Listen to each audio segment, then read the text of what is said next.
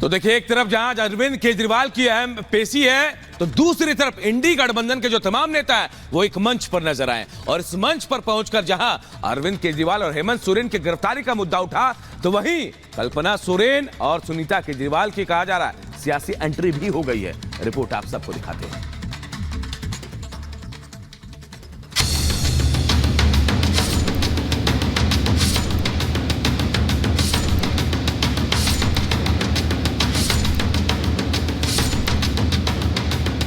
केजरीवाल और हेमंत सोरेन की गिरफ्तारी ने इंडी गठबंधन की टेंशन बढ़ा दी है। अब अगला नंबर किसका होगा, ये सोचकर मोदी विरोधी हैरान और परेशान है। भ्रष्टाचार के आरोपों से घिरे विरोधियों को एहसास हो चला है कि अगला नंबर किसी का भी हो सकता है। लिहाजा दिल्ली के रामलीला मैदान से इंडी गठबंधन ने महारैली का आयोजन किया। विरोधियों का आरोप है कि विपक्ष को चुनाव लड़ने से रोकने के लिए जांच एजेंसियों और सरकारी संस्थाओं का गलत इस्तेमाल किया जा रहा है।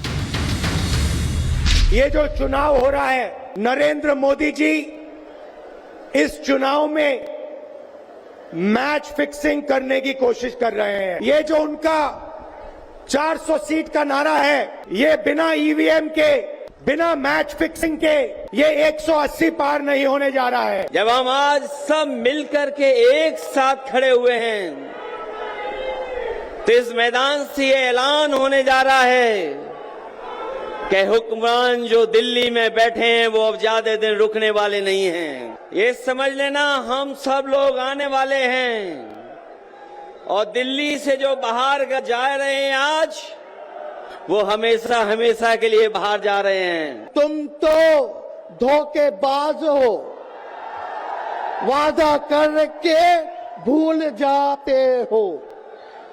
रोज रोज मोदी जी तुम ऐसा करोगे, रोज रोज मोदी जी तुम ऐसा करोगे, जनता जो रूठ गई तो हाथ मलोगे। लेकिन एक नया ऊर्जा।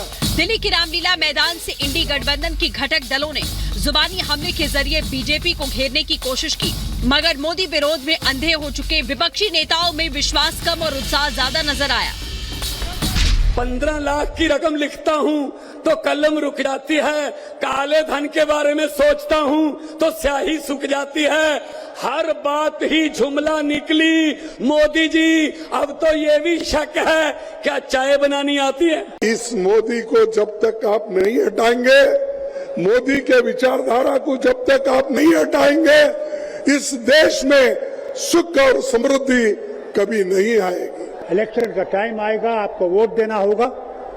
आप उस बटन को दबाइएगा जो इस हुकूमत को हराएगा और आपकी हुकूमत लाएगा। पहले फेज के चुनाव से महज 20 दिन पहले दिल्ली के रामलीला मैदान में मोदी विरोधियों का जमावड़ा लगा। चुनाव प्रचार के साथ साथ सभी दलों के अपने अपने एजेंडे थे। खासकर करप्शन मामले में अंदर गए अरविंद केजरीवाल और हेमंत सोरेन को बचाने की कोशिश नजर आई। तभी तो पहली बार सियासी मंच पर दोनों नेताओं की पत्नियों की एंट्री हुई। मिसेस केजरीवाल और मिसेस सोरेन भी सियासी तीर चलाती नजर आईं। केजरीवाल जी को इन्होंने गिरफ्तार कर लिया। आपके केजरीवाल शेर है, शेर। ये ज्यादा दिन तक उनको जेल में नहीं रख पाएंगे। करोड़ों लोगों के दिल में बसते हैं केजरीवाल। 31 जनवरी को हेमंत जी को जेल में डाला गया, 2 महीने से जेल में है। अरविंद केजरीवाल जी पिछले 10 दिनों से जेल में है। आज तक आरोप साबित नहीं कर पाए हैं कि किस लिए इतने दिनों तक उन्हें रखा गया है। इंडी गठबंधन की रैली के जरिए सीट बंटवारे और अपने अपने दावों को लेकर लड़ते झगड़ते विपक्ष ने एकजुटता दिखाने की कोशिश की, लेकिन यहाँ भी विपक्षी नेता परिवारवाद और भाई भतीजावाद से ऊपर नहीं उठ सके।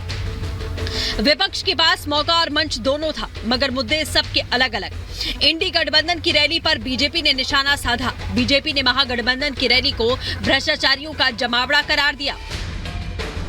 डेमोक्रेसी नहीं, मैं कहना चाहता हूं ये कट्टर बेईमान जो मंच पे इकट्ठे हुए वो खतरे में हैं, क्योंकि एक के बाद दूसरे नेता का चेहरा देखो, इनमें से अधिकतर लोग बेल पर हैं और कई गंभीर भ्रष्टाचार के आरोपों में घिरे हुए हैं।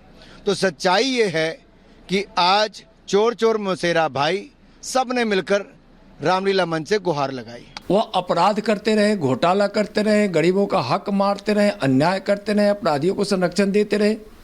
और कानून उन तक पहुंचे नहीं। यह देश का कानून किसी को छोड़ता नहीं। जो भ्रष्टाचार में आरोपी हैं, जो जनता के पैसे के लूट में जेल में हैं, जो ईमानदारी का चोंगा पहन के देश में नई राजनीति करने की बात करते थे, वह जेल से सरकार चलाने की बात कर रहे हैं।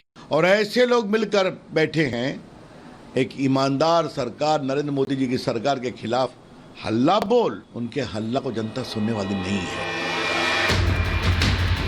प्रधानमंत्री मोदी की गारंटी और एनडीए के 400 पार वाले नारे के साथ बीजेपी नेताओं का जोश हाई है, तो दूसरी तरफ करप्शन और परिवारवाद में घिरी इंडी गठबंधन आरोप प्रत्यारोप से उठ नहीं पा रही।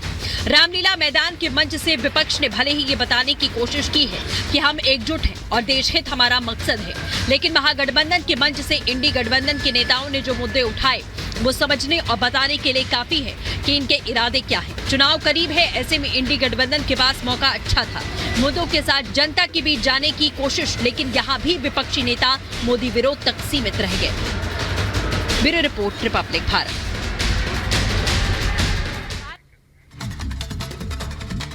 इधर के इंटरव्यू में ईडी की कार्रवाई पर प्रधानमंत्री नरेंद्र मोदी ने बड़ा बयान दिया। ये मोदी ने कहा, ईडी एक स्वतंत्र जांच एजेंसी है, सरकार इसके सामने दखल नहीं देती। पीएम ने कहा कि ईडी और मनी लॉन्ड्रिंग कानून की स्थापना हमने नहीं की है, एजेंसियां और कानून पहले से ही है।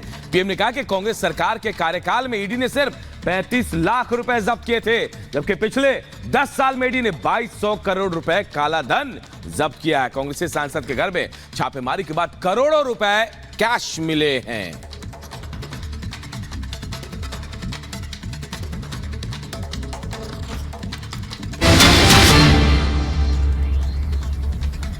और देखिए एक और बड़ी बात, प्रधानमंत्री नरेंद्र मोदी ने कही इलेक्टोरल बॉन्ड पर प्रधानमंत्री मोदी ने कहा कि 2014 से पहले चुनावी चंदे का हिसाब नहीं होता था। इलेक्टोरल बॉन्ड से राजनीतिक दलों के फंडिंग का सोर्स जो है वो पता चल रहा है। पीएम ने कहा कि कोई भी स्कीम योजना पूर्ण नहीं है, खामियों को दूर किया जा सकता है। ये तमाम बातें जो है प्रधानमंत्री नरेंद्र मोदी ने कही है। कई तरह के सवाल उठ रहे थे ईडी को लेकर, इलेक्टोरल बॉन्ड को लेकर। अब प्रधानमंत्री नरेंद्र मोदी ने पूरी बात साफ कर दी है।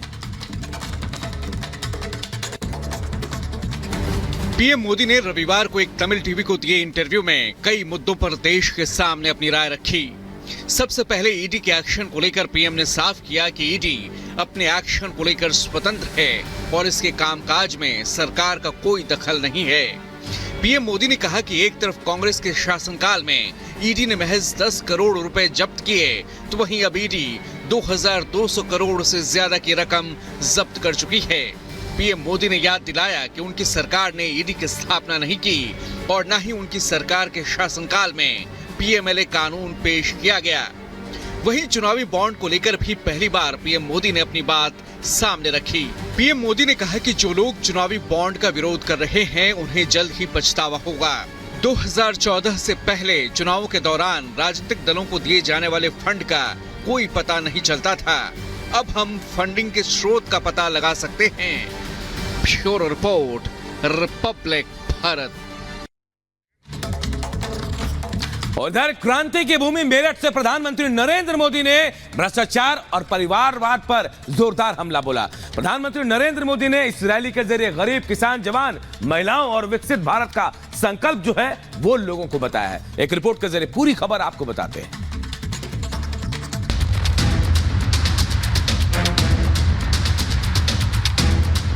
जिसने देश को लूटा है उसे लौटाना ही पड़ेगा, ये मोदी की गारंटी है।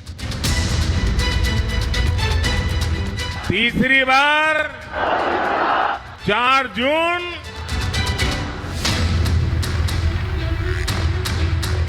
भारत को दुनिया की तीसरी सबसे बड़ी आर्थिक महाशक्ति बनाएगा। 400 सीटों के लक्ष्य को पूरा करने के लिए रणनीति और तैयारी पूरी हो चुकी है। 2024 लोकसभा चुनाव प्रचार की शुरुआत पीएम मोदी ने क्रांतिकारियों की धरती मेरठ से की। मेरठ की रैली से प्रधानमंत्री ने विपक्ष पर करारा प्रहार किया। भ्रष्टाचारी चाहे कितना ही बड़ा क्यों न हो, एक्शन होगा, जरूर होगा। जिसने देश को लूटा है उसे लौटाना ही पड़ेगा, ये मोदी की गारंटी है। बीजेपी जहां पीएम मोदी के संकल्प को पूरा करने के लिए जुटी हुई है, वहीं इंडी गठबंधन के नेता मोदी को कोसते नहीं थकते। यही कारण है कि महागठबंधन के बयानवीर जब जब मोदी को टारगेट करने की कोशिश करते हैं, पीएम मोदी अपने विरोधियों को उनके कारनामे याद दिला देते हैं।